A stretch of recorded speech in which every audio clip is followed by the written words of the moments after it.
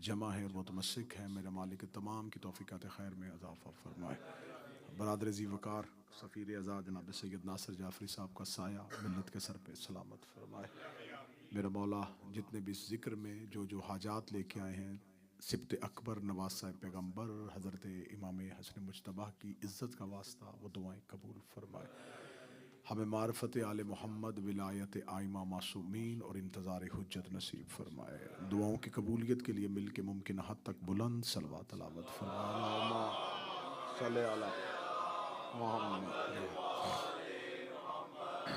इजाज़त है ज़िक्र शुरू किया जा सकता। आज की गुफ्तगू है उस शहनशाह, उस मौला, उस आका की ज़ात में कि हुसैन जिसकी तफसीर है उस कुरान को हसन कहते हैं।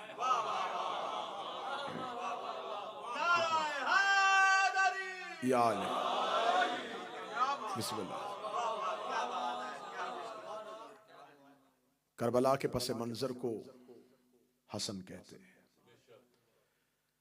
इमाम हसन मुज्तबा अलैहिस्सलाम की ज़ात गिरामी वो ज़ात है जिसके फ़ज़ाइल और मनाक़ब शिया कुतुब में भी हैं, अहले सुन्नत कुतुब में भी हैं, लेकिन ये फ़ज़ाइल बकसरत नकल नहीं किए जाते, बयान नहीं किए जाते।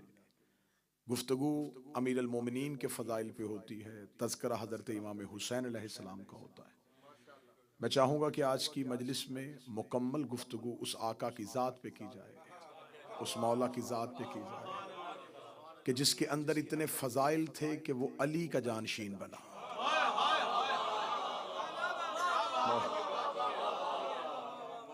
ये अली ही को ज़ेबा था कि वो रसूल की जगह पे बैठते, और ये इमाम हसन को ज़ेबा था कि वो अमीर अल मोमिनीन की जगह पे बैठते। इस आका, इस मौला जिनकी सखावत, जिनका इल्म, जिनका शुजाअत, जिनकी फसाहत, जिनकी बलागत भरी हुई है किताबें उन वाक़यात के साथ, जिस एक एक वाक़े से पता चल जाता है कि इमाम हसन किन खसूसियात और किन औसाफ हमीदा के मालिक थे। कभी भी इमाम हसन का तकाबुल हम शिया मिंबर से नहीं पढ़ते, और वैसे भी तकाबुल बनता ही नहीं। मैं सतर कहने लगा हूं जो इमाम हसन की आमद से वाकिफ है, जिनको मौला इमाम हसन का जो जश्न मनाते हैं उनके लिए सतर पढ़ने, जो रमजान के दरमियान में दो नमाजों के दरमियान भी उतरने के लिए ज़हरा का मुसल्ला मांगे। बादशाह हुसैन इन हाथों को सलामत, शहजादी कौनैन इन हाथों को सलामत।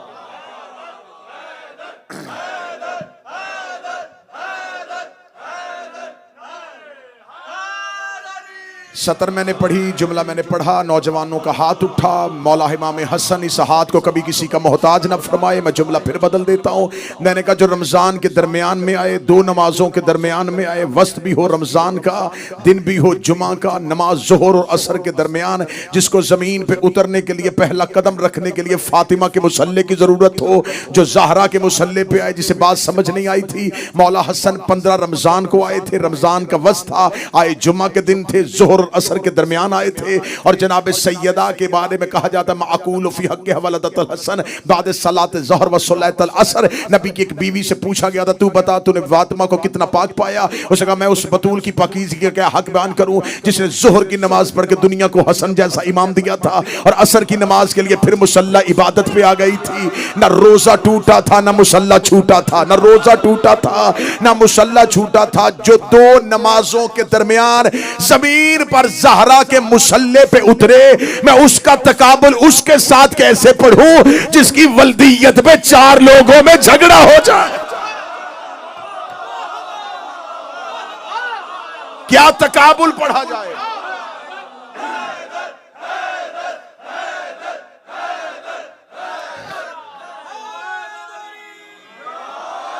कैसे तकाबुल पढ़ूं? कहा हिंदा का बेटा, कहा ज़हरा का बेटा, कहां पिसरे अबू सुफियान, कहां पिसरे अली। ना ये तकाबुल बनता है। और ये जुमले मेरे नहीं है, बाखुदा मैं मौला इमाम हसन की मजलिस के मौके पर कह रहा हूं, ये जुमले मेरे नहीं है। शाम के दरबार में मुआविया बिन अबू सुफियान ने मौला हसन से कहा था, ए हसन अना खैरु मिनक, मैं तुझसे बेहतर हूं। ये लफ्ज कहे मुआविया ने दरबार शाम में, हसन मैं तुमसे बेहतर हूं। इमाम हसन मुस्कुरा के कहने लगे, मैं तेरा तकाबुल कर ही नहीं सकता, तेरी मेरी बराबरी कैसी। मैं तो तुम्हें यह भी नहीं कह सकता कि मैं तुमसे बेहतर हूं, क्योंकि तकाबुल होता है मिलने वालों के दरमियान, जिनके कुछ औसाफ मिलते हैं।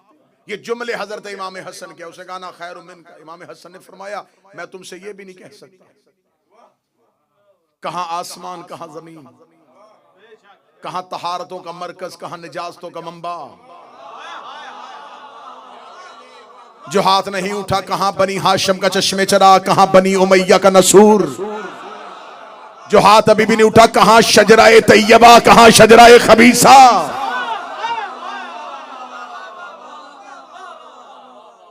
ये नस्ले हाशिम, वो नस्ले उमैया। तकाबुल कैसा, न खानदानों का तकाबुल, न मां का मां से तवाज़ुन, न बाप की बराबरी बाप से, न दादा की बराबरी दादा के साथ। कैसे तकाबुल हो सकता। मौला अमीर अल मोमिनीन ने कूफा में बैठ के कहा था, मौला अमीर अल मोमिनीन ने फरमाया था, अली के लिए सबसे बड़ा सितम यह है कि अली का मुकाबला उनके साथ किया जा रहा है। मवाजना हम पल्ला में होता है, मुकाबला हम वजन पे होता है। कहां बनी हाशिम और कहां बनी उमैया। ये सिर्फ तारीख के मौर्रख की तेजी थी कि उसने बनी उमैया को नबी का रिश्तेदार साबित करने की कोशिश की। वरना मैं मिंबर पे कई बार कह चुका हूं और उस बात को मैं इतनी कसरत के साथ पढ़ना चाहता हूं कि ये हर कान तक पहुंच जाए। बनी उमैया की नबी के साथ कोई रिश्तेदारी नहीं। अब्द मनाफ के दो बेटे थे, एक का नाम अमर था, एक का नाम अब्दुल शम्स था। मैं बच्चों को समझाने के लिए, अमर और अब्दुल शम्स, ये हजरत अब्द मनाफ के दो बेटे थे।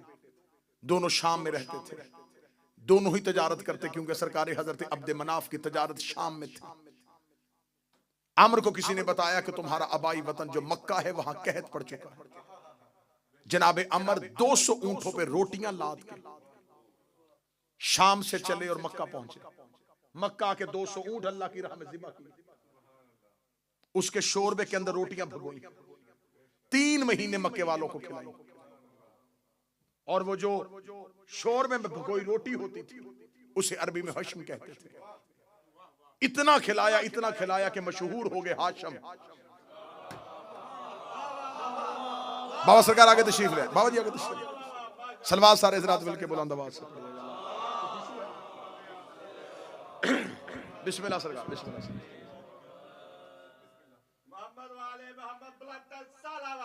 अल्लाहुम्मा सल्लि अला मुहम्मद व आले।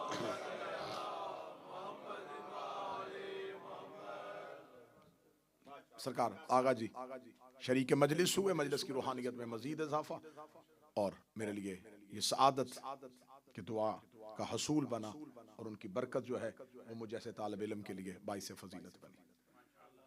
इतना खाना खिलाया कि मशहूर हो गए। जब हजरत आमर ने मक्का में खाना खिलाना शुरू कर दिया तो अब अब्दुल शम्स कहां रह रहे थे, तो जो मेरी तरफ शाम में। अब्दुल शम्स शाम में थे, आमर कहां आ गए, मक्का में। खाना खिलाना शुरू कर दिया। अब मक्का के लोगों ने जनाबे हाशिम को जाने नहीं दिया। मतवल्लियत काबा हजरत हाशिम के पास थी, खाने काबा की चाबियां हजरत हाशिम के पास थी। हर साल हज करने वालों के आने का इंतजाम अकेले हजरत हाशिम का। पूरे मक्का और हजाज में हजरत हाशिम की सखावत मशहूर हो गई। सरकार हजरत अब्दुल शम्स का शाम में इंतकाल हो गया। अब्दुल शम्स के घर में कनीज रहती थी, वो कनीज एक बच्चे को अपने साथ लेके आई थी। अब्दुल शम्स के मरने के बाद उस बच्चे ने दावा कर दिया कि मैं अब्दुल शम्स का बेटा हूं, जबकि वो कनीज जो काम करने के लिए अब्दुल शम्स के घर में रहती थी उसका बेटा था। उसका नाम था उमैया। जब इसे खबर हो गई कि जो मेरा चचा जिसका नाम अम्र था वो मक्का में जाकर रईस है और मक्का की सरदारी उसके पास है, इसने मक्का में आकर दावा किया कि मैं अब्दुल शम्स का बेटा हूं। सरकार हजरत हाशिम ने कहा ये झूठ है, ये बहतान है। अगर ये मेरे भाई अब्दुल शम्स का बेटा है तो इसे कहो खाना काबा के करीब जाए और दीवार काबा पे हाथ रख के इस बात की गवाही दे। जब यह दीवार काबा के करीब जाना शुरू हुआ तो मक्का के लोगों ने इसकी शक्ल को एक जानवर की शक्ल में देखना शुरू किया। लोगों ने मक्का से इसको निकाल दिया और ये दोबारा शाम पहुंच गया।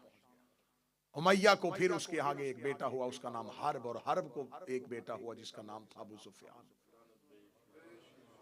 खानदाने बनु हाशिम के साथ कोई ताल्लुक नहीं, खानदाने रसूल के साथ कोई ताल्लुक नहीं। अब मैं हजरत इमाम हसन का एक हमला पढ़ने लगा।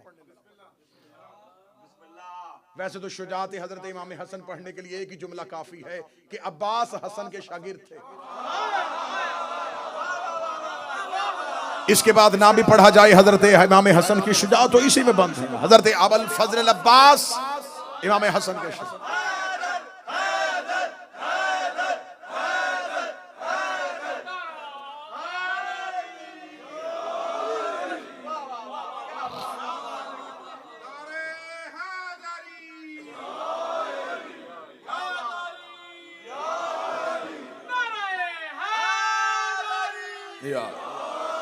शागिर्द थे और सिर्फ हजरत अबुल फजल अब्बास नहीं, खानदाने हाशिम को, हाशमियों को, अली के बेटों को तलवार चलाने का और नेजा फेंकने का अंदाज इमाम हसन ने सिखाया। बाबा जी आज मौर्रख बहस कर रहा है, हसन को लड़ना नहीं आता था, हसन लड़ते नहीं थे, हसन को जंग करनी नहीं आती थी। इमाम हसन सुलह पसंद थे, धीमे मजाज के मालिक थे। हसन लड़ते नहीं थे, हसन लड़ते नहीं थे। हमें तेरे अंदर के दर्द का पता है, तूने इसलिए कहा कि हसन लड़ते नहीं थे। तुझे हसन की शुजाअत से तकलीफ इसलिए है कि जमल में ऊंट की टांगे हसन ने काटी थी। जंगे जमल में ऊंट की टांगों को जिसने काटा वो इमाम, जिसने हौजत को जमीन से गिरने से पहले संभाला वो इमाम हसन, जिसने जंगे सफीन में अकेले ने फुरात का घाट खाली करवाया। मैं हमला पढ़ देता हूं सरकार हजरत इमाम। जब मुआविया हुकूमत ले चुका और ये हाकम बन चुका शाम का, तो मौला इमाम हसन ने 6 शर्तें सरकार इससे कही थी। पहली शर्त कही थी कि तू कुरान और सुन्नत पर अमल करेगा, और ये शर्तें आज भी तारीख में लिखी हुई। जो शराइत के साथ इमाम हसन ने सुलह की, मुआहिदा किया, वो शर्तें हैं। देखिए सुलह कहना गलत होगा, ये मुआहिदा था। सुलह तब होनी थी अगर शर्तें पूरी होती। पहले शर्त रखी ना, इमाम हसन ने कहा मेरी शर्त है, ये शर्तें पूरी करो, सुलह। तो अब पहले मुआहिदा है, सुलह इसे तब कहेंगे जब शराइत पूरी होंगी। इमाम हसन ने पहली शर्त क्या रखी? कुरान और सुन्नत पे अमल करेगा। ये अली का बेटा था, ये रसूल का सिब्ते अकबर था। कितनी प्यारी शर्त रखी। अब मैं सतर पढ़ने लगा और चेहरों पे मेरी नजर। इमाम हसन ने पहली शर्त रखी कि कुरान और सुन्नत पर अमल करेगा। शर्त बता रही है कि मुआहिदा किसी मुसलमान से नहीं हो रहा। जो हाथ उठा सके वो उठाए, जो बोल सके वो बोले। शर्त बता रही है कि ये मुआहिदा किसी मुसलमान से नहीं। आज बंदा किसी बंदे से कहे कि तू शिया है तो पहली शर्त यह है कि तू अली वलीउल्लाह पढ़ेगा। वो कहेगा अली वलीउल्लाह पढ़ता हूं तो शिया हूं। ये कैसा मुसलमान था कि जिससे इमाम हसन कह रहे तू कुरान और सुन्नत पर अमल करेगा। दूसरी शर्त इमाम हसन ने रखी, कुरान और सुन्नत पर अमल करेगा। दूसरी शर्त यह है कि आज के बाद तेरा कोई किराए का खतीब मिंबर पे मेरे बाप अली को नहीं भौंकेगा। उसने शर्तें पूरी नहीं की थी। शर्तें पूरी हो जाती तो आज हर मिंबर से अली पढ़ा जाता। अब यह बात मैं 40 हिजरी से लेकर 2024 तक लेके आने लगा। अगर आज किसी मिंबर से कोई खतीब अली के खिलाफ बोलता नजर आए तो समझ लेना कि किसकी तनख्वाह पे पल रहा है।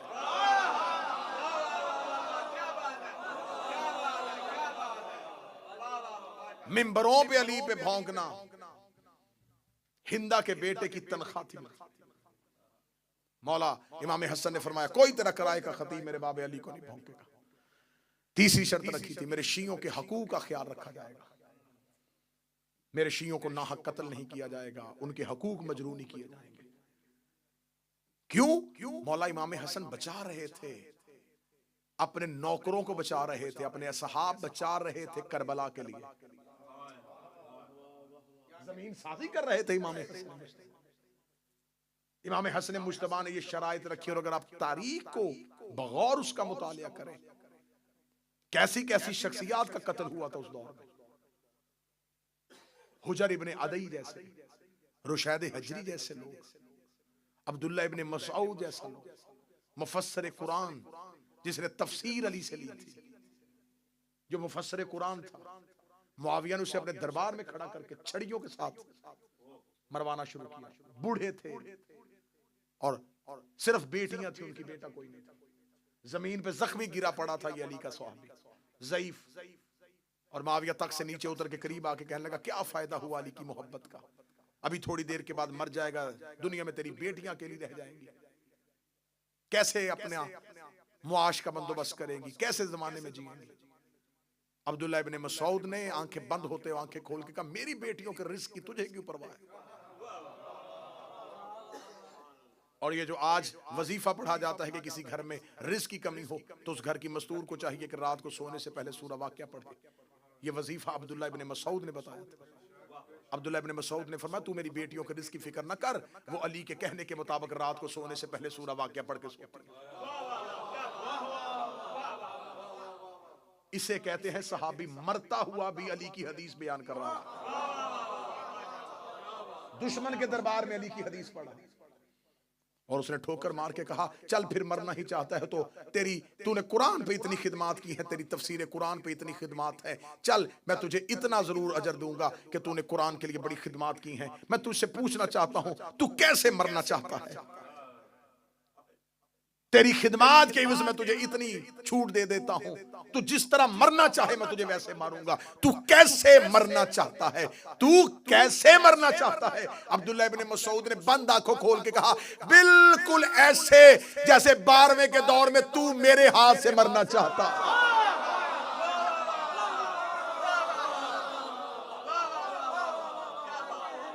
बिल्कुल ऐसे। पीर सादिक शाह जी आगे तशरीफ ले आए सरकार, बिल्कुल ऐसे ही जैसे मेरे 12वें के दौर तू मेरे हाथ से मरना चाहता। सख्त तरीन दौर, झूठी हदीसें गढ़ी जा रही हैं। खुदा की कसम मैं खा के कहता हूं, अगर आप उस लम्हे में तारीख का मुतालिया करके देखें, इस दौर को तारीख में लिखा जाता है वज़ाए हदीस का दौर। वज़ाए हदीस का दौर, झूठी हदीसों की फैक्ट्रियां थी। ये वो दौर है जिसमें इमाम हसन जिंदगी गुजार रहे। दौर कौन सा है? झूठी हदीसें इतनी बनाई जा रही हैं कि लोग बाजार में सब्जी खरीदने के लिए हदीसें लेके जाते थे, हदीसें देते थे और सब्जी खरीदते थे। हदीसों की कीमत थी मार्केट में, जो 50 हदीसें बनी उमैया के हक में लिख के लेके आएगा, इतने में तोली जाएंगी। जो 20 हदीसें अली के खिलाफ लिख के लेके आएगा, इसे कहा जाता है फितनाए वज़ाए हदीस। इतनी हदीसें बनाई गई, इतनी हदीसें बनाई गई, इतनी हदीसें बनाई गई कि अहले सुन्नत का खुद अपना इमाम अबू हनीफा कहता है कि मेरे सामने खड़ा होकर एक शख्स हदीस पढ़ रहा था कि मैंने अबू हनीफा से सुना है। यह अहले सुन्नत की किताब में लिखा हुआ है, वज़ाए हदीस के बाब में लिखा हुआ है। अबू हनीफा ने देख के कहा कि तूने किससे की हदीस सुनी? उसने कहा अबू हनीफा से। उसने कहा बदबख्त, खुदा तुझे जहन्नम में मुंह के बल गिराए, अबू हनीफा तो मैं हूं, मैंने तो आज तक ये हदीस नहीं पढ़ी। ये दौर था, क्योंकि ये मेरी बात इस माइक के जरिए पूरी दुनिया में सुनी जा रही है। जो लोग आज कहते हैं अली और माविया भाई भाई, बैनर लगे हुए हैं पाकिस्तान के शहर, सोशल मीडिया पे शोर है, ये तो शियों की सिर्फ दुश्मनी है। बड़े बड़े अहले सुन्नत के स्कॉलर्स ने इसकी रद्द खुद पेश की, खुद अहले सुन्नत फ्रंट पे आके खड़े, वो कह रहे कि नहीं, उन्हें खबर है कि अगर हमने इसे अपने खाते में डाल लिया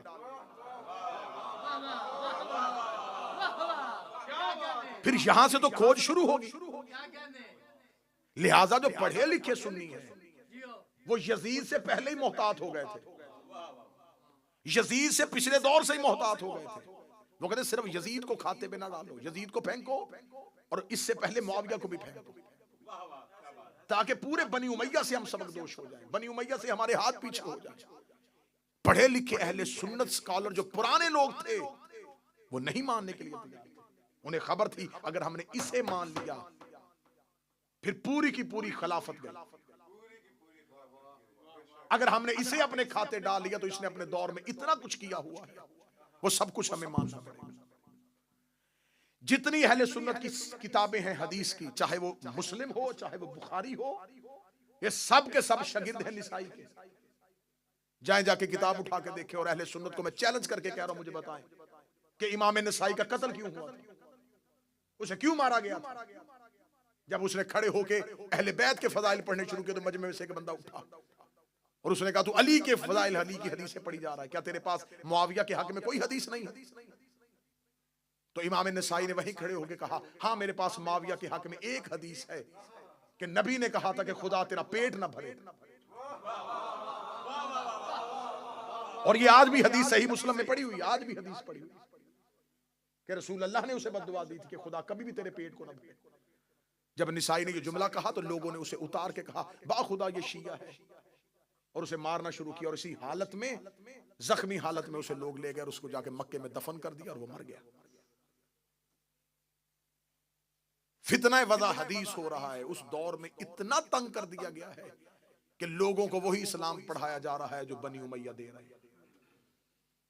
इस दौर में इमाम हसन का एक हमला पड़ने लगा। मौला हसन ने 5वीं शर्त रखी थी कि देख तू अपनी जिंदगी तक खिलाफत करेगा, हुकूमत करेगा, लेकिन तू अपने मरने के बाद अपने बेटे को वली अहद नहीं बनाएगा। इसने अपनी जिंदगी में अपने बेटे के लिए हालात ठीक करने शुरू कर दिए, खुरासान में बैत लेनी शुरू कर दी, कूफे में बैत लेनी शुरू कर दी, बसरा में बैत लेनी शुरू कर दी।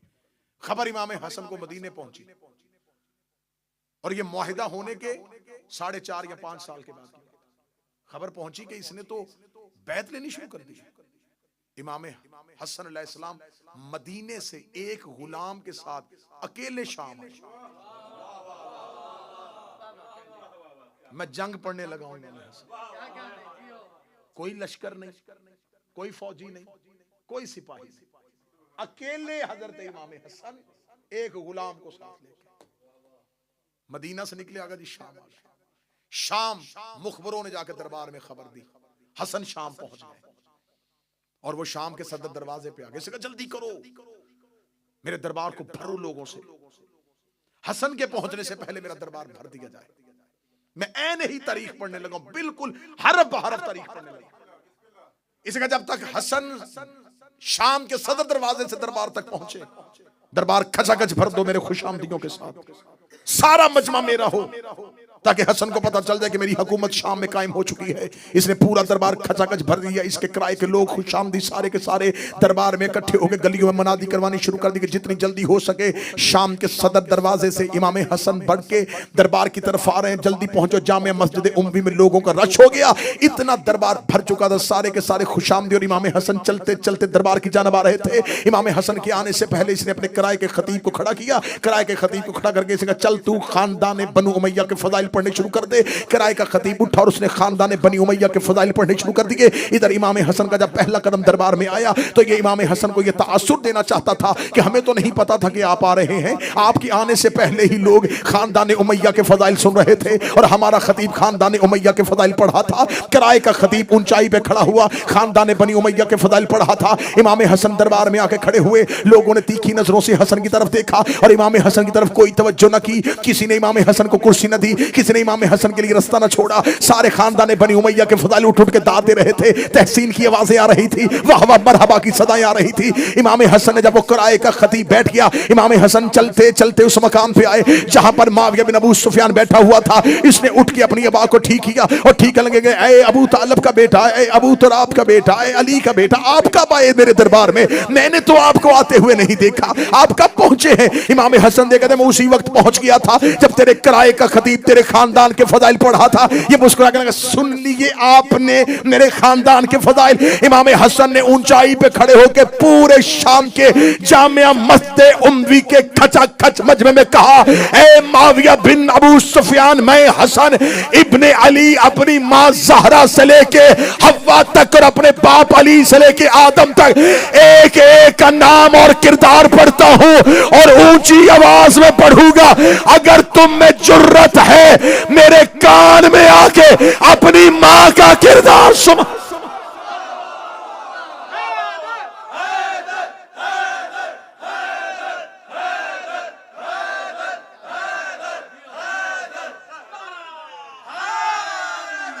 ऐ मुझ पे फख्र मुबाहात करने वाले, ऐ मेरे खानदान पे फख्र करने वालों, ऐ मेरे खानदान पे फख्र मुबाहात करने वालों, कान में आके पढ़ो। दरबार में सन्नाटा तारी हुआ, खामोशी तारी हुई, खामोशी का तारी होना था। इमाम हसन ने यूं मजमे की तरफ देखा, पहला ही जुमला इतना सख्त था, लोगों ने कहा ये कौन है जिसने दमिश्क के हाकिम को इतना बड़ा जुमला कह दिया। हाकिम अभी तख्त पे लर्जा बर आदम था और चेहरे पे मौत की जर्दी थी। इमाम हसन ने कहा जो मुझे जानता है वो जान ले, जो नहीं जानता वो सुन ले, अना हसन इब्ने अली, मैं हसन अली का बेटा हूं, मैं अबू तालिब का बेटा हूं, मैं ज़ुर्रियत इब्राहिम हूं, मैं नस्ल इस्माइल हूं, मैं शजरा तैयबा का समर हूं, मैं फर्जंद इब्राहिम हूं, मैं फर्जंद इस्माइल हूं, मैं सफ़ा का बेटा हूं, मैं मरवा का बेटा हूं। इतना कहते कहते इमाम हसन के जुबान से जुमला निकला, मैं चाहूं तो इराक को शाम कर दूं, मैं चाहूं तो इराक को शाम कर दूं, मैं चाहूं तो दिन को रात कर दूं, मैं चाहूं तो रात को दिन कर दूं। पीछे से बंदा मजमा चीरता हुआ आगे बढ़ा और आगे बढ़ के लगा, मा अकाला हक हाफिज़, तू वो क्यों कह रहा है जो तू कर ही नहीं सकता। इमाम हसन ने तीखी हुई नजरों से पीछे मुड़ के देखा, फरमाया शर्म नहीं आती औरत हो के मर्दों में खड़ी, औरत हो के मर्दों में खड़ी है। फौरन जिस्म के खदोखाल तब्दील हुए, हयत बदन तब्दील हुई। इनकलाब ईरान के बानी आगा खुमैनी ने एक तफसीर लिखी है कुरान की। उन्होंने अपनी कुरान की तफसीर में सूरह यासीन की इस आयत में इन्नमा अम्रुहु इज़ अरादा शैअन अन यक़ूल लहु कुन फयकून, इसकी तफसीर करते हुए उन्होंने कहा कि अल्लाह कहता है कि जब मैं किसी चीज का इरादा करता हूं, मैंने हवाला दिया है, आगा खुमैनी ने अपनी तफसीर में लिखा, उसने कहा जब खुदा किसी चीज का इरादा करता है तो खुदा कहता है जब मैं इरादा करता हूं तो मैं कहता हूं हो जा तो वो हो जाती है। फिर उन्होंने इसके आगे तफसीर में लिखा कि ये बात मखलूक को समझाने के लिए है, वरना अल्लाह के इरादे कहने और होने में फासला नहीं होता। उन्होंने कहा अल्लाह के इरादे में, कहने में और होने में कोई फासला, कोई वकू नहीं होता। उसका इरादा ही उसका कहना है, उसका कहना ही उसका होना है, उसका इरादा ही उसका कहना है, उसका कहना ही उसका होना है। ये तफसीर हो गई कि अल्लाह का इरादा अल्लाह का कहना है, अल्लाह का होना है। मैं मर्जी के चौक में अपनी जुबान कटवाऊंगा। हसन ने शाम के दरबार में मुसल्ला बिछा के 2 रकत नमाज पढ़ के दुआ नहीं की कि मेरे अल्लाह इसे औरत कर दे, मेरे अल्लाह इसे औरत कर दे। हसन ने कह दिया वो हो गया।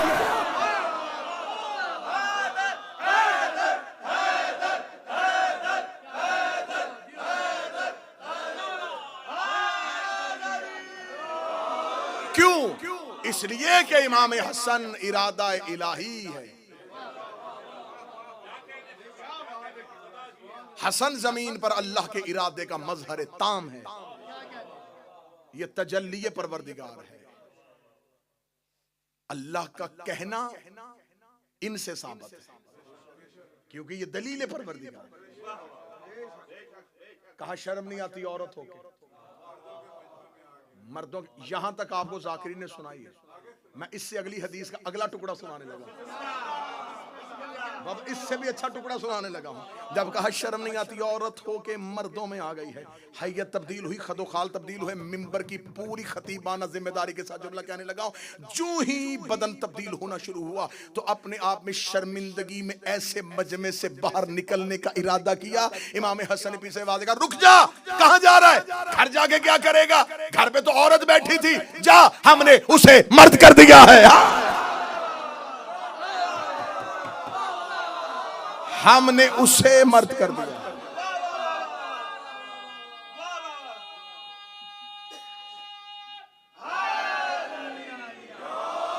आज से वो हाकम, तू महकूमा। आज से वो हाकम, तू महकूमा। इतना इमाम हसन का कहना था। अब पूरे दरबार में जब लोगों ने मोजज़ा देख लिया, अब एक मर्द को अभी अभी जिसने औरत बनते देखा हो, अब दूसरे की हिम्मत है? बिल्कुल खामोशी तारी हुई। जब बिल्कुल सन्नाटा तारी हो गया, हैबत हसन, हसन की हैबत ने शाम के महल को ऐसे पत्थर का कर दिया। अब इमाम हसन की आवाज जामे मस्जिद उम्वी की दीवारों से टकराई। फरमाया, सुनो, लकड़ी के तख्त पे बैठ के फख्र करने वाले, इन्ना बेशक अल अर्श हुसीरी, मोहम्मद ज़मीरी, अली अमीरी, हुसैन वजीरी, व जबरील फकीर। ऐ लकड़ी के तख्त पे बैठ के फख्र मुबाहात करने वाले, अर्श मेरे तख्त का नाम है, मोहम्मद मेरे जमीर का नाम है,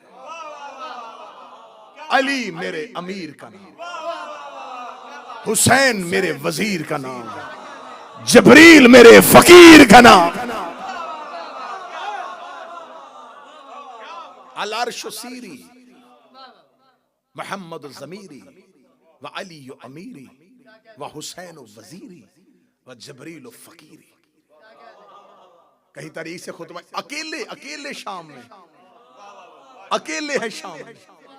अरबी जुबान में आप नफरत के साथ, जैसे हम उर्दू जुबान में किसी के साथ बात करते उलझते उलझते, जब उस बंदे को इस काबिल ना समझे ना किसी बात, तो बंदा उर्दू जुबान में एक लफ्ज बोलता है, माहौल, चल हट, बोलते हैं चल हट। अरबी जुबान में इसके सिर, चल हट। और अगर सामने औरत हो तो उसको सिर नहीं, सीरी। सिर कहा जाता है मर्द के लिए, सीरी कहा जाता है औरत। चल हट, मर्द हो सिर, औरत हो सीरी। अब आखिरी सतर है और जुमला आपने ऐसे वसूल करना है जैसे जुमले का हक बनता है। मेरे मौला इमाम हसन ने शाम के दरबार में खड़े होगा, अल अर्श सीरी, अर्श मेरा तख्त है, मोहम्मद ज़मीरी, मोहम्मद मेरा ज़मीर है, व अली अमीरी, अली मेरा अमीर है, व हुसैन वजीरी, हुसैन मेरा वजीर है, व जबरील फ़कीरी, और जबरील मेरा फ़कीर है। ये कहना था या मुआविया बिन अबू सुफियान इमाम हसन के बिल्कुल सामने आके खड़ा हुआ। उसका दरबार में तो किसी की जुर्रत नहीं कि हसन के जुमले को काटे। वो सामने आके खड़े होकर लगा, ए हसन, तूने मदीने से आके शाम में फसाद फितना बर्पा कर दिया है, तूने मेरे दरबार की हैबत को तब्दील कर दिया है। क्या तू भी अपने बाप की तरह मोजे दिखा के अपनी हुकूमत साबित करना चाहता है? इमाम हसन ने उसी लहजे में कहा, इस शे तो असीरी, पीछे हट या कहूं सीरी।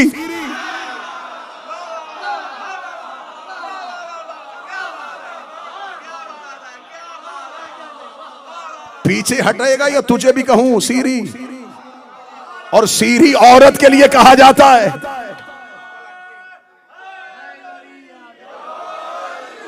रास्ता छोड़ या मैं कहूं सीरी। रास्ता छोड़ता है या तुझे कहूं सीरी। पूरी महफिल से इमाम हसन इस अंदाज से निकले और खड़े होकर कहा, खबरदार, मैंने तुझे कहा था कि अपने बाद अपने बेटे की वली अहदी की कोशिश न करना। अगर तुमने यजीद अपने बेटे को खलीफा बनाने की कोशिश की तो जान लेना मेरे भाई का नाम हुसैन है।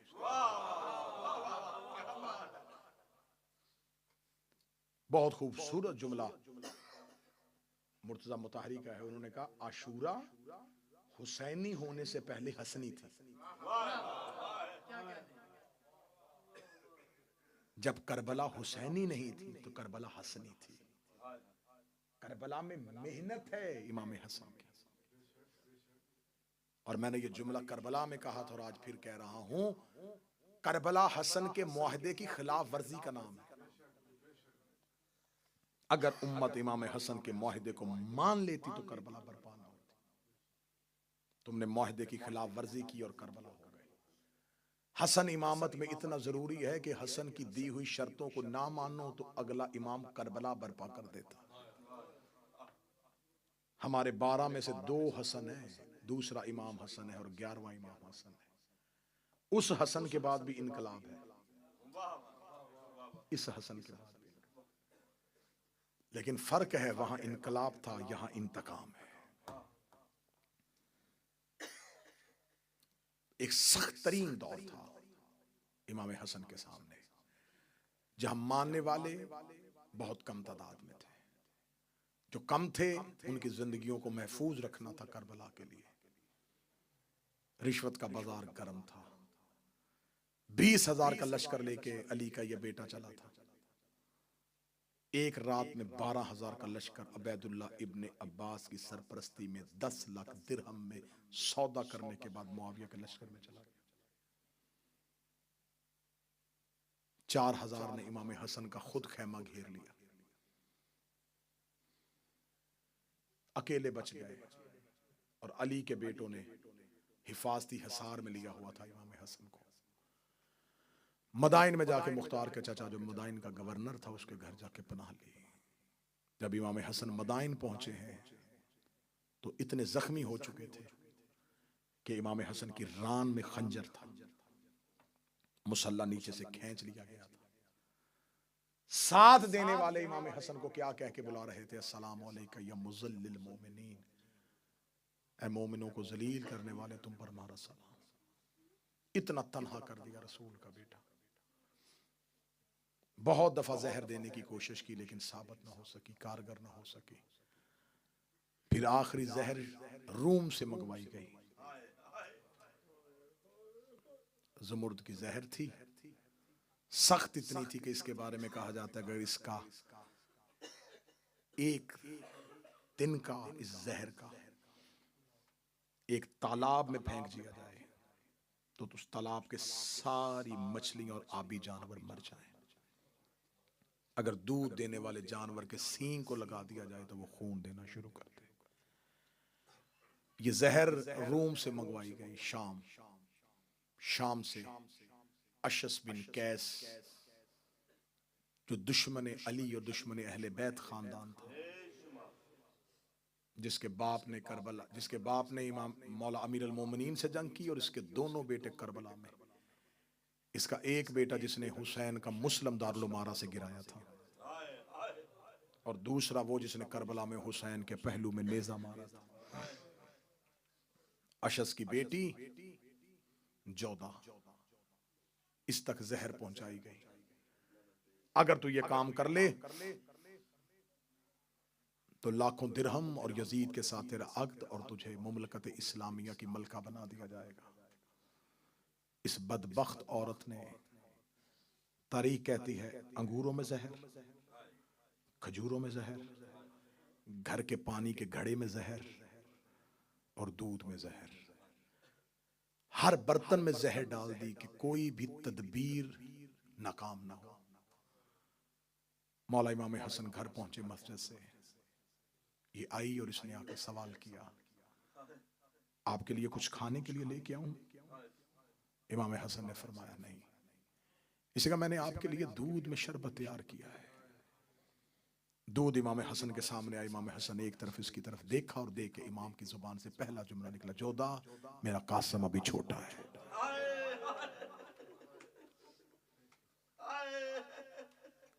इसने कहा आप नोश फरमाइए। दूध का प्याला हाथ में आया, आंखें बंद हुई और आंखों से आंसू इमाम की दाढ़ी में आए। पहला घूंट भरा और भरने के बाद पहली सतर कही, क्या मैं तेरा अच्छा इमाम नहीं था? क्या मैंने तेरे कोई हक तलफी की थी? इसने कहा और दूध पीजिए। इमाम ने फरमाया अगर एक घूंट से ही तेरा काम हो जाए, मुझे दूसरा क्यों पिला रहे? जहर इतनी शदीद थी कि इमाम के जिगर तक पहुंच गई। आधी रात मदीने की गलियों में रसूल का बेटा कभी इस दीवार से कभी इस दीवार से, गिरते गिरते फरवा बीबी के दरवाजे तक ऐसे आए जैसे अकबर की लाश पे हुसैन।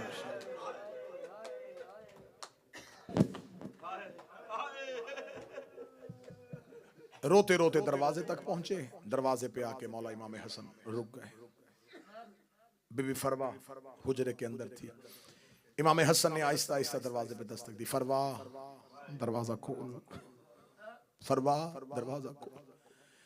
जनाबे फरवा तड़प के उठी। जब आके दरवाजा खोला तो इमाम हसन की हालत क्या है, सर से अमामा उतरा हुआ है, गिरेबान चाक है और हाथ सीने पे है।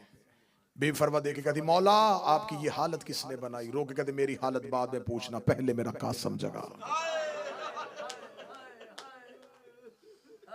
अलविदाई मजलिस है, कल मेरा सफर है, अयाम अज़ा से आपकी नौकरी पे हाजिर हुआ हूं। कोई गुताही कोई गलती हुई हो मैं माजरत चाहूंगा। जिंदगी बाकी मुलाकात बाकी, अलविदा कर रहे हैं हम नबी की बेटियों को। ऐ रसूल अल्लाह की बेटियों, हमसे अयाम अज़ा में कोई गलती हुई हो, तुम्हें हुसैन के घोड़े से गिरने का वास्ता हमें माफ कर देना। बीबी हमसे रोने का हक अदा नहीं हो सका, हक तो ये था कि हम मर जाते तेरे हुसैन को रोते रोते। बीबी हमने बड़ी कोशिश की, हम जितने भी आंसू पेश कर सके, रसूल की बेटी हमारे आंसू कबूल करना, हमारा गिरिया कबूल करना। रो के कहते मेरा कासम जगा। 3.5 साल का कासम जो अभी भी नहीं रो सका, उसके लिए जुमला कहूं, जब हसन को जहर मिली कासम की उम्र इतनी थी जितनी करबला में हुसैन की सकीना की उम्र थी। 3.5 साल का कासम माँ ने हाथों पे उठा के बाप के सीने पे लिटाया। बाप के सीने पे जनाबे कासम का आना था। जनाबे कासम तड़प के उठे, रो कहते अम्मा तूने मुझे गरम रेत पे क्यों सुला दिया? माँ रो के कहती मेरा लाल जा, गरम रेत नहीं बाबे का सीना है। जब कहना बाबे का सीना है, कभी बाबे की दाएं दाढ़ी चूम रहा है, कभी बाएं से दाढ़ी चूम रहा है। रो के जनाबे कासम की आवाज़, बाबा आपका सीना इतना गर्म क्यों है? फरमाया कासम मेरा सीना न पूछ, जल्दी कर फुफ्फी के दरवाजे पे जा, जाके फुफ्फी को मेरी मौत की इतला दे के आ। और कासम अगर मेरी ज़ैनब सो रही हो उसे जगाना ना, नमाज शब के लिए उठेगी उसे मेरी हालत बता देना। मुझे बोल के बताओ जिसके घर में औलाद है 3.5 साल के बच्चे को भी मौत की इतला देनी आती है? चलो मुसाइब शुरू हो चुका है, हर बंदा रो रहा है, मैं रोती हुई आंखों से दुआ मंगवाता हूं मेरे अल्लाह कोई बहन सो रही हो उसे भाई की मौत की इतला ना मिले। सोई हुई बहनों से भाई की मौत की इतला बर्दाश्त नहीं होती। जनाबे कासम मदीने की गलियों में आधी रात दीवारों के सहारे लेता लेता, वो जिसकी मेहंदियां उठाते हो, वो जिसकी सेज सजाते हो, वो कासम जनाबे ज़ैनब के दरवाजे पे आया, दरवाजे पे हाथ रखा, दरवाजा बंद महसूस हुआ। जनाबे कासम ने दरवाजे पे सर रखा, रो के कह रहा अम्मा दरवाजा खोल, बाबे को जहर मिल गई है। अम्मा दरवाजा खोल, मेरा बाबा चंद लम्हों का मेहमान है। जनाबे कासम दरवाजे पे आई, बिस्तर से अली की बेटी तड़प के उठी, रो के कहती अम्मा फिजा चिराग रोशन कर। रो के कहा बीबी क्या हुआ? फरमाया मैंने ख्वाब देखा है, मेरी माँ का पहलू से हाथ उठा हुआ है। रो के कह रही ज़ैनब मदीना फिर उजड़ गया। अजरो मिनल्लाह, अजरो ज़ैनब मदीना फिर उजड़ गया। अली की बेटियां बिस्तर से उठी, जनाबे फिजा ने घर का दरवाजा खोला, शहजादा कासम की पेशानी चौखट पे आई। फिजा ने चराग करीब किया, बच्चा कौन है? जो ही जनाबे कासम ने दहलीज से सर उठाया, फिजा चीख मार के कहती मेरा अमीर कासम। रो के कहता अमीर कासम नहीं, तेरा यतीम कासम। यतीम का लफ्ज आलिया के कान में गया। तड़पी अली की बेटी या ज़हरा ने तड़पी, रो के कहा अम्मा फिजा कौन? बीबी फिजा रो के कहती है बीबी उजड़ गए। हसन का अमीर दरवाजे पे आया है। बीबी ज़ैनब दरवाजे पे आई, जनाबे कासम की हालत क्या है? गिरेबान फटा हुआ है, सर पे मदीने की रेत है। बीबी दे के कदी कासम बोलना ना, मैं तेरा चेहरा दे के पहचान गई। अली की बेटियां अपने घर से चादर लेके जनाब हसन की हवेली की जानब दौड़ी। इधर मौला हसन की हालत क्या है, जिगर के टुकड़े कट कट के तश्त पे आ रहे हैं। मौला हसन की आवाज आई, कासम की माँ जब मेरी ज़ैनब आए मेरे जिगर के टुकड़े छुपा लेना, मेरे जिगर के टुकड़े देख के मेरी ज़ैनब मर न जाए। इधर दरवाजे पे अली की बेटी का पहला बहन आया, जनाब फरवा ने जिगर के टुकड़ों पे चादर डाली, ज़ैनब का कांधे पे हाथ आया, रोगी कहती छुपाना मैं हाथों पे लेने आई हो। मेरी मां ने वसीयत की थी, जितने मेरी सनत के टुकड़े हुए हैं इतने हसन के जिगर के टुकड़े। अजरो मिनल्लाह। आ गई अली की बेटियां, आ गए अली के बेटे। इमाम हसन की हालत क्या है, जिगर फट चुका है, जिगर कट कट के बाहर आ गया। मौला इमाम हसन की आंखें बंद है, मौला हुसैन के जानू पे हसन का सर है। अल्लाह किसी भाई को भाई के सामने मौत न दे। बंद आंखों में मौला हसन की आवाज आई, हुसैन जी आका मेरी ज़ैनब कहाँ है? मौला आपके कदमों में बैठी है। मेरी कलसूम कहाँ है? मौला आपका बायां कदम पकड़ के बैठी है। मौला हसन को जिगर के टुकड़े भूल गए, रो के कहने लगे हर कोई आ गया, किसी ने अब्बास को नहीं बुलाया। मौला हुसैन की आवाज आई, दरवाजे पे खड़ा है, रो रो के कह रहा है अब्बास भी जिंदा था। हसन को जहर मिल गया। बस सादात व गैर सादात भाई के जानू पे भाई का सर था। कालू इन्ना लिल्लाहि व इन्ना इलैहि राजिऊन। भाई के जानू पे भाई की आंखें बंद हुई। भाइयों ने गुस्ल दिया, भाइयों ने कफन दिया। बड़ी मुश्किल से बहनों ने जनाजा छोड़ा। हाशमी जनाजा लेके मदीने के बाजार में आए। 13 लोगों ने आके हसन के जनाजे को रोका। इनमें से एक आगे खड़ा होके कहने लगा हुसैन कौन है? फरमाया मेरा भाई मर गया है। कहने लगे कहाँ लेके जा रहा है? फरमाया रोज़ा रसूल पे। ये कह का मार के कहने लगा रोज़ा रसूल तुम सैयदों की जगीर नहीं है, हुजरा मोहम्मद तुम ज़हरा के बेटों की जगीर नहीं है। हमें पहले इजाज़त लेनी है, जिसका हुजरा है उससे पूछेंगे दफन की इजाज़त मिलनी है कि नहीं मिलनी। मैं जिंदा रहूं या मारा जाऊं, मुझे ज़हरा की इज्जत की कसम है बतूल के बेटों की गुर्बत ज़माने तक पहुंचाई नहीं गई। हसन का जनाजा मदीने के बाजार में खड़ा था। एक औरत ने रुमाल से इशारा किया, 300 तीर कमानों से आया, 300 तीरों का कमानों से आना था। एक जनाजे का पाया हुसैन के हाथ में था, एक अब्बास के कांधे पे था। अब्बास ने हुसैन को देखा, हुसैन ने गाजी को देखा। अब्बास ने जनाजे का पाया हुसैन के कांधे पे रखा। जनाजे के सामने हाथ फैला के अब्बास खड़े हो गए। रो के कहते तीर मारने का शौक हो करबला आ जाना, वहां रोकने वाला कोई नहीं होगा। मेरे मरे के जनाजे पे तीर न 70 तीर हसन के जनाजे पे लगे। 70 तीरों का हसन के जनाजे पे लगना था। अब्बास हवेली ज़हरा की जानब दौड़े और किताबें कहती हैं जब अब्बास तेज चलते थे मदीने की गलियों में ज़लज़ला आता था। ज़ैनब दरवाजे पे खड़ी थी, मदीने की गलियों में ज़लज़ला आया। बीबी ज़ैनब रो कर दी कलसूम दुआ करना, लेके जनाजा गए थे, वापस अब्बास आ रहा है। हजरत अब्बास दरवाजे पे आए। आलिया ने अब्बास के सीने पे हाथ रखा, रख के कहती तुम तो जनाजा लेके गए थे, अकेले वापस क्यों आ गए? हजरत अब्बास ने सर से अमामा उतारा, ज़ैनब के कदमों में फेंका, रोगी कहने लगा बीबी तुझे तेरी मां की चादर का वास्ता, मुझे मेरी तलवार दे, मेरे जनाजे पे तीर लगे। इन्होंने मेरे गरीब के जनाजे पे तीर। अजरो को मिन अल्लाह, अजरो को मिन अल्लाह, अजरो। पीछे से गरीब करबला की आवाज आई, ज़ैनब अब्बास को रोक ले। अली की बेटी ने अब्बास के दोनों शाने पकड़े, रोक दी अब्बास हौसला, अब्बास हमारी मक्तल मदीना नहीं, अब्बास मेरा लाल अभी हमने बहुत कुछ बर्दाश्त करना है। ज़ैनब आलिया ने अब्बास रोका हुआ था या हुसैन जनाजा लेके घर आया। आखिरी 1.5 मिनट पढ़ने लगा, 1 से 1.5 मिनट, मुश्किल से मुश्किल दुआ, जनाजा बरामदगी के लिए तैयार। यहां से जनाजा उठेगा, मोमनीन में आएगा, मोहब्बत से चूमोगे जनाजा, इस जनाजे का यहां से यहां आना आसान है, इस जनाजे का बाजार से ज़ैनब के दरवाजे पे आना बड़ा मुश्किल। बादशाह का जनाजा सामने है, जनाजा घर आया, हुसैन सहन में जनाजा लेके नहीं गए, हुसैन जनाजा सीधा हुजरे में लेके गए। हुजरे में जाके हुसैन ने जनाजा रखा, हुजरे का दरवाजा बंद किया। अब हसन के जनाजे पे एक भाई खड़ा था, एक बहन खड़ी थी। मौला हुसैन की आवाज आई, ज़ैनब अगर जनाजा सहन में लेके गया, या हसन का बेटा मर जाएगा या हसन की ज़ौजा मर जाएगी। ज़ैनब ये सारी मुसीबतें हमने बर्दाश्त करनी है। ज़ैनब मैं हसन का तीरों वाला जनाजा सहन में लेके नहीं जाना चाहता। ज़ैनब मैं चाहता हूं मैं अपने भाई का कफन तब्दील कर दूं। ज़ैनब तेरे पास कोई कफन का टुकड़ा जो जन्नत से आया था?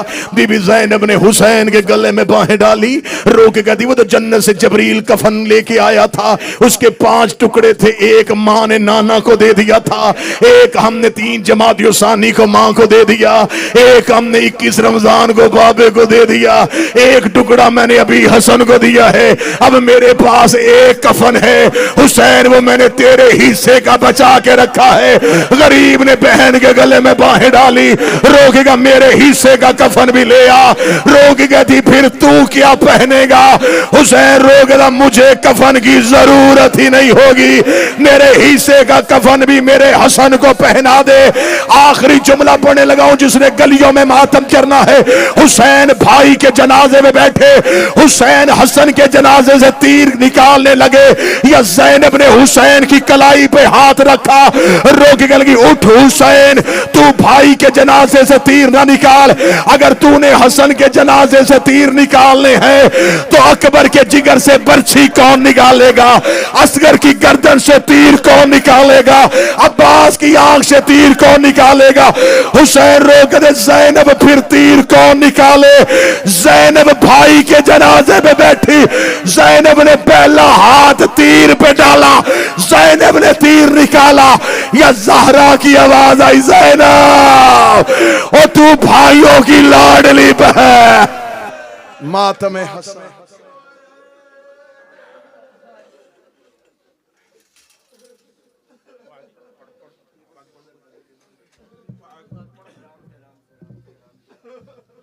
ओ मैं हूँ मजलूम जज करेंदा ते जगुज़ार दे जाम पिलाए गए, ओ जंदे जिगर दे टुकड़े आयो बाहर आए ते बाल यतीम कराए गए, ओ जंदी मैयत कब्र से तान चुवली ते उते जुल्म दे तीर वसाए गए, ओ जंदे पुत्र मजलूम मिदी लाश उते ते घोड़े हिने भजाए गए। मैं आंदा मैं हूँ मजलूम मिदा जिक्र करेंदा ते जगु ज़हर दे जाम पिलाए गए, ओ जंदे जिगर दे टुकड़े, ओ जंदे जिगर दे टुकड़े आयो बाहर आए ते बाल यतीम कराए गए, ओ जंदी मैयत कब्रिस्तान चुवली ते उधर जुल्म दे तीर वसाए गए, ओ जंदे पुत्र गरीब बिदी लाश उते ते घोड़े हिने भजाए गए, ओ भैनियां दियां रहियां न मारो, ओ साडे मोए वीर दे तीर न मारो, ओ जंदी मैयत कब्रिस्तान चुवली ते